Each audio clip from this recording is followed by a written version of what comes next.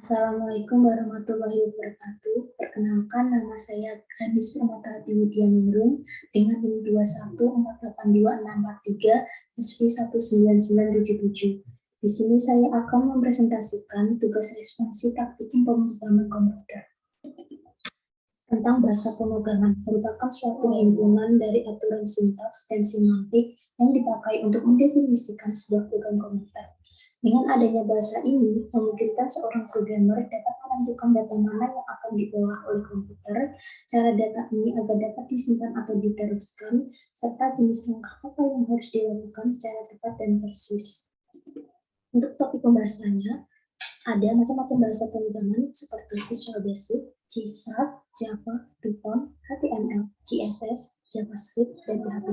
Yang akan bahas adalah pengertian, kelebihan kekurangannya, struktur dasar, source code, dan hasil.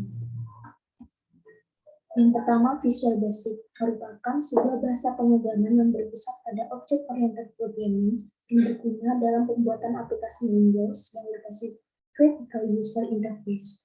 Hal ini menyebabkan Visual Basic menjadi bahasa pemrograman yang wajib diketahui dan dikuasai oleh setiap programmer. Visual Basic merupakan salah satu development tools yang berfungsi untuk membangun aplikasi dalam lingkungan Windows.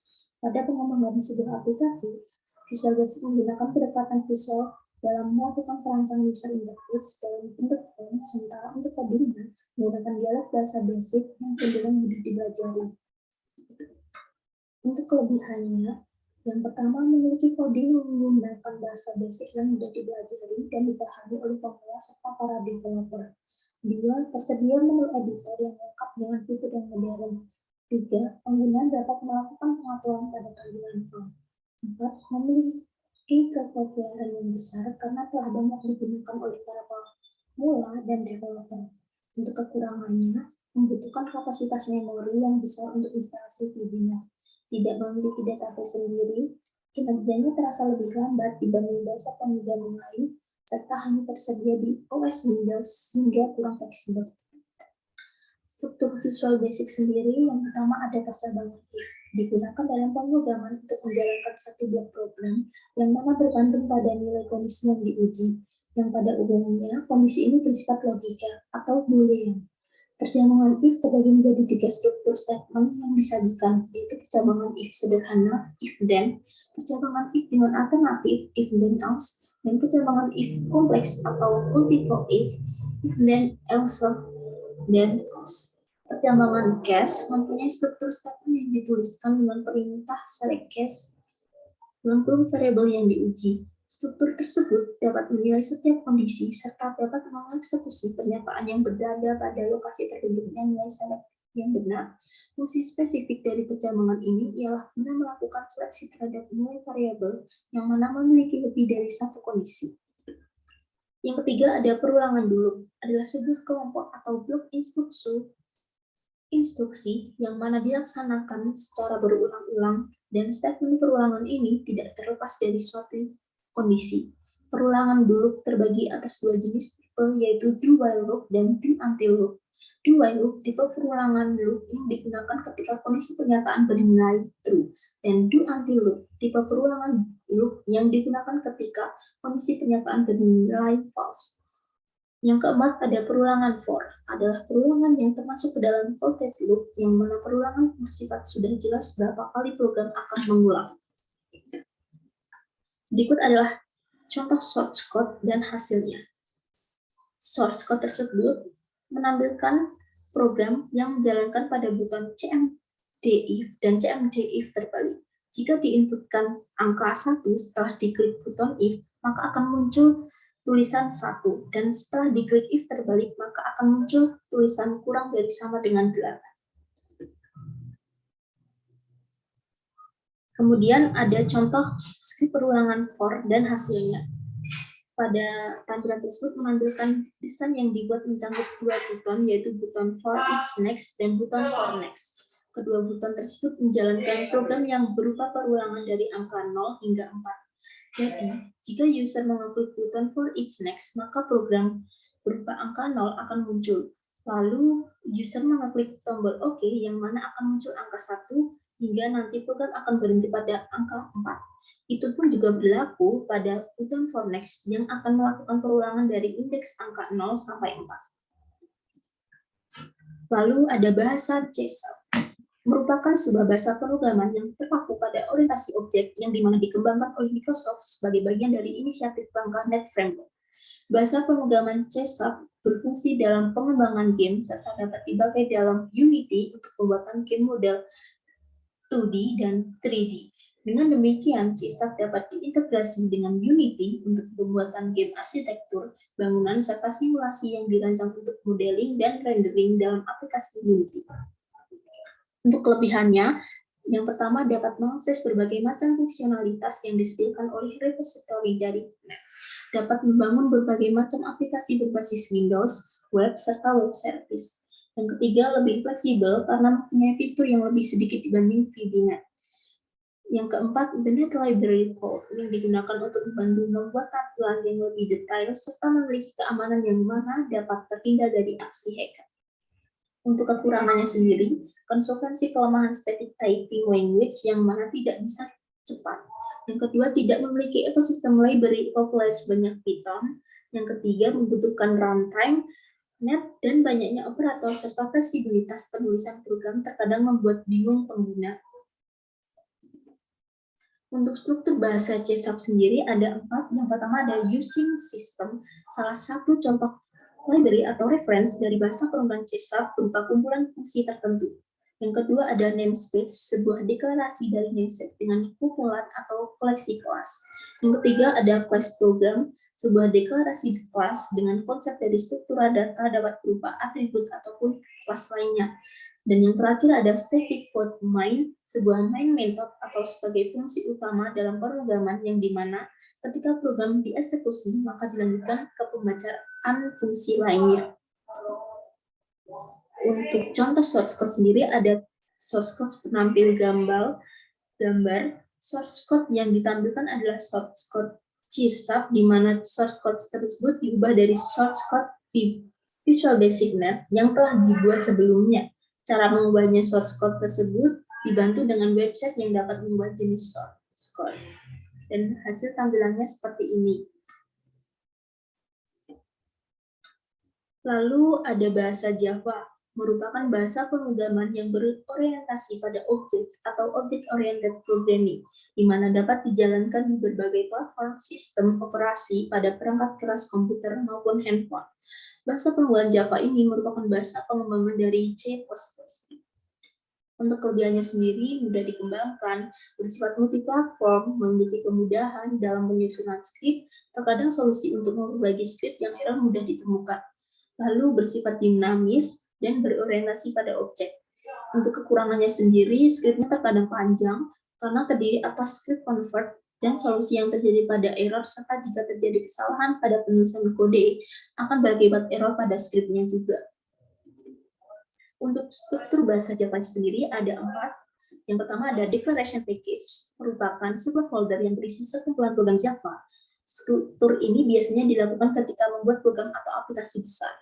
Yang kedua ada class body, setiap program harus dimasukkan di dalam kelas agar nanti bisa dibuat menjadi objek. Blok kelas dibuka dengan tanda kurung kurawal, kemudian ditutup atau diakhiri dengan tanda kurung kurawal juga. Yang ketiga ada import library, merupakan sekumpulan kelas dan fungsi yang dapat digunakan dalam membuat program. Dan yang keempat, method main merupakan blok program yang akan dieksekusi pertama kali berupa entry point dari program.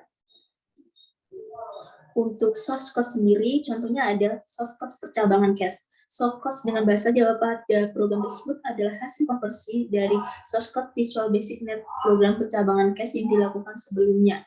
Pada program tersebut terdapat data angka yang ada pada script atau terkait dalam script di mana jika buton cache diklik, maka pernyataan yang telah diatur sesuai dengan angkanya akan muncul pada halaman kosong form. Tetapi jika nilai yang tidak ada dalam script dimasukkan ke dalam text box, maka pernyataan yang muncul adalah bukan nilai 0 sampai dengan 8 atau sesuai dengan pernyataan yang diatur pada script. Lalu ada bahasa Python, merupakan suatu interpreter bahasa programan dengan tingkatan yang tinggi di mana berbasis objek dengan semantik yang dinamis, serta bersifat freeware atau perangkat yang bebas atau bisa dibilang tidak ada batasan dalam penyalinannya maupun pendistribusiannya. Untuk kelebihannya sendiri, tidak ada tahapan kompilasi dan penyambungan link, dan tidak ada deklarasi tipe. Kedua, manajemen memori otomatis, tipe data, dan operasi tingkat tinggi. Berorientasi pada objek, pemuatan kembali secara dinamis modul Python. Dan keempat, modul objek universal kelas 1 dan interaktif serta dinamis alamiah.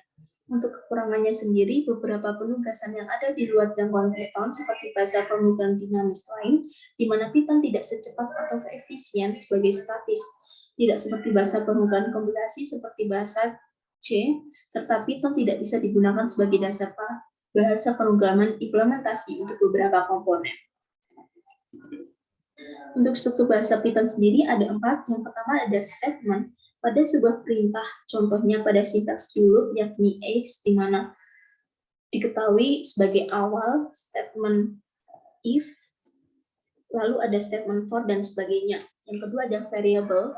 Python menggunakan tanda kutip sebagai penanda string, baik itu tanda kutip tunggal, ganda, maupun triple. String tersebut diawali dan diakhiri oleh tanda kutip yang sama. Contoh yaitu pada sintaks print dengan null, dengan tanda kutip tunggal. Yang ketiga ada indentansi. Python tidak ditandai atau diawali dengan tanda kurawal, melainkan menggunakan tanda spasi. Jumlah spasi pada satu blok harus sama, karena jika tidak sama akan melakukan sintaks yang error. Yang terakhir ada comment, ada 3 bentuk yaitu single line, inline, dan multi-line. Untuk source code sendiri yang ditampilkan adalah dari source code penampil gambar. Source code dengan bahasa Python pada program tersebut adalah hasil konversi dari source code Visual Basic Net menggunakan tautan web untuk konversi. Penyusunan program dengan bahasa Python tersebut menggunakan aplikasi Anaconda, di mana nanti memilih Jupyter Notebook. Lalu ada HTML dan CSS. HTML atau Hypertext Markup Language merupakan script code pemrograman yang digunakan untuk menampilkan dokumen pada browser dalam sebuah website, atau dapat juga didefinisikan mampu menyajikan berbagai informasi yang ada pada internet. Untuk CSS atau Cascading Style Sheet merupakan sebuah aturan yang mana berguna dalam mengendalikan beberapa komponen pada suatu website, sehingga akan menciptakan susunan website yang lebih terstruktur dan menarik untuk dilihat. Untuk kelebihan dari HTML sendiri, yang pertama ada bahasa kodenya lintas program, sehingga dirasa fleksibel. Lalu kedua, dapat ditambahkan gambar statis ataupun dinamis untuk dijadikan hyperlink. Yang ketiga, dapat ditambahkan bahasa pemrograman lain untuk mengambilkan halaman web yang bagus, seperti JavaScript, Visual Basic, PHP, dan lain sebagainya.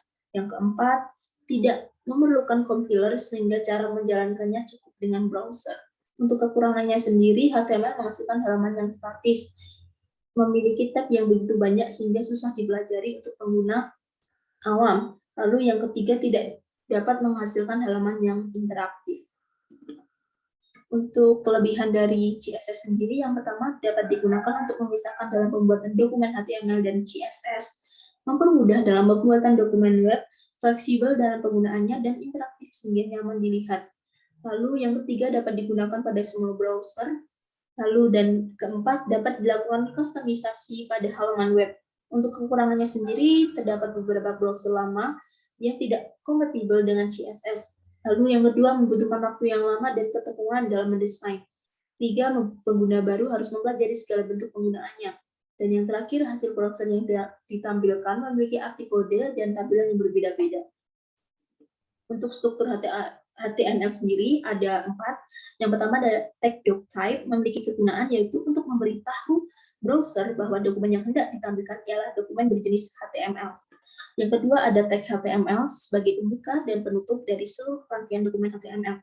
Yang ketiga ada tag head, berfungsi secara teknis di mana bagiannya yang ditulis dalam tag head berupa keterangan teknis seperti judul, deskripsi, kode-kode CSS, JavaScript, dan kode-kode lain yang tidak nampak sebagai salah satu desain di dalam sebuah halaman website. Yang keempat ada tag body, berfungsi untuk meletakkan seluruh elemen yang akan terlihat di dalam halaman website ketika halaman itu diakses pada browser.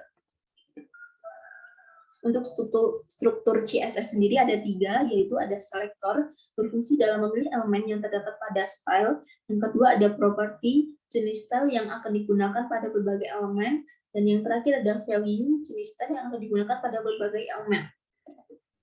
Untuk source code sendiri, ada contoh HTML dan CSS pada tampilan ini.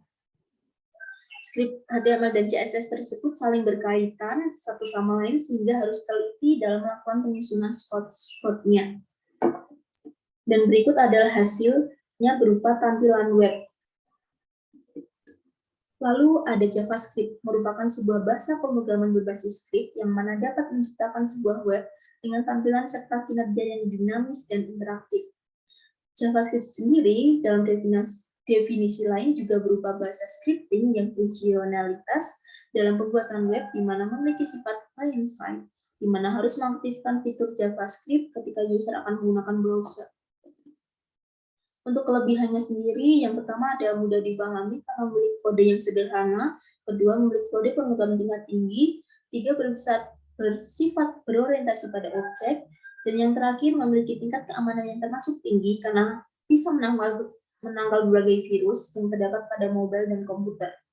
Untuk kekurangannya, yang pertama memiliki keterbatasan objek karena bahasa yang simpel dan sederhana, dan kedua, skrip pada JavaScript memiliki inskripsi yang lemah.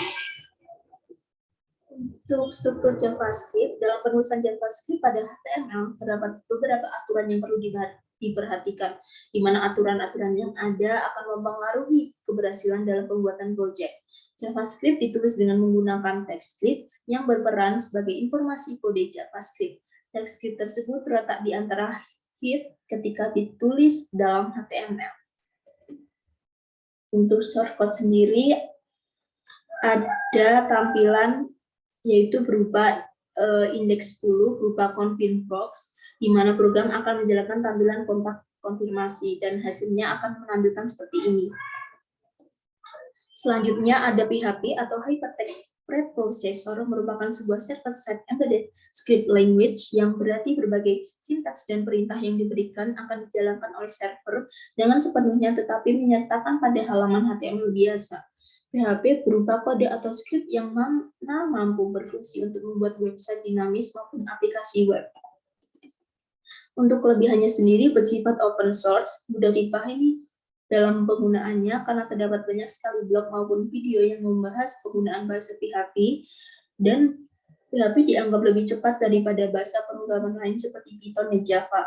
Untuk kekurangannya sendiri, sulit untuk mendeteksi kesalahan seperti contoh ketika source code ditulis tidak ada kesalahan atau error, tetapi setelah dibuka dengan web, ternyata perintah yang seharusnya muncul tersebut mengalami error. Lalu memiliki tingkat keamanan yang cukup jelek karena mudah dilakukan peretasan oleh pihak yang tidak bertanggung jawab. Untuk struktur PHP sendiri ada 5, yaitu indeks PHP, berfungsi untuk menampilkan halaman pertama web yang berupa tabel dengan beberapa kolom yang memuat informasi terkait dengan tema, serta sebagai jembatan yang menggabungkan seluruh file source code yang disusun. Yang kedua ada function PHP, berfungsi untuk membuat perintah seperti menambahkan data, menampilkan fitur pencarian yang berfungsi untuk menjalankan perintah agar terbentuk website yang menarik, dan memasukkan foto. Yang ketiga ada tambah PHP, berfungsi untuk administrator, menambahkan data tabel dengan menyesuaikan nama kolom yang dibuat pada PHP MyAdmin. Dan yang keempat, edit PHP berfungsi untuk melakukan perubahan pada beberapa data dalam web dengan tujuan memperbaiki data yang salah. Dan yang terakhir ada delete PHP, berfungsi untuk menghapus data kolom yang dirasa salah ketika penginputan pada database. Berikut adalah source code function PHP. Source code tersebut menampilkan function PHP, di mana pada source code tersebut dapat membuat perintah seperti menambahkan data, menambahkan fitur pencarian, serta menambahkan foto. Dan berikut adalah hasil dari tampilan webnya. Sekian dari saya, bila ada kekurangan saya mohon maaf. Wassalamualaikum warahmatullahi wabarakatuh. Terima kasih.